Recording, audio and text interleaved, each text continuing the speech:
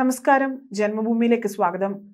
Indo Pacific സ്ട്രാറ്റജിയിൽ ഇന്ത്യയുമായി ചേർന്ന് പ്രവർത്തിക്കുന്നത് തുടരുമെന്നും പ്രധാനമന്ത്രി നരേന്ദ്രമോദിയുടെ നേതൃത്വത്തിലുള്ള സർക്കാരിനൊപ്പം ചേർന്ന് പ്രവർത്തിക്കാൻ കാത്തിരിക്കുകയാണ് എന്നും US സ്റ്റേറ്റ് ഡിപ്പാർട്ട്മെന്റ് വക്താവ് മാത്യു മില്ലർ പറഞ്ഞു.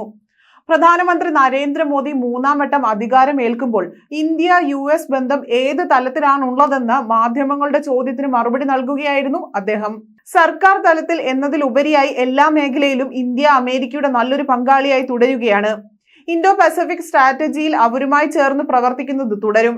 പ്രധാനമന്ത്രി നരേന്ദ്രമോദി സർക്കാരിനൊപ്പം ചേർന്ന് പ്രവർത്തിക്കാൻ കാത്തിരിക്കുകയാണ്. ഇന്ത്യയുമായി സഹകരിച്ച് പ്രവർത്തിക്കുക എന്നതാണ് പ്രാധാന്യം കൊടുക്കുന്നതെന്നും മാത്യു മില്ലർ വ്യക്തമാക്കി.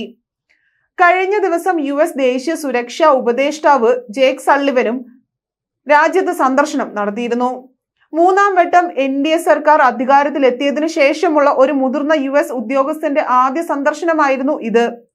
ഇരു രാജ്യങ്ങളും തമ്മിൽ ഉഭയകക്ഷി ബന്ധം ശക്തിപ്പെടുത്തുന്നതുമായി ബന്ധപ്പെട്ടും വിവിധ മേഖലകളിൽ നടത്തിയ പുരോഗതിയെക്കുറിച്ചും പ്രധാനമന്ത്രിയുമായി നടത്തിയ കൂടിക്കാഴ്ചയിൽ ജേക്ക് സള്ളിവൻ സംസാരിച്ചിരുന്നു.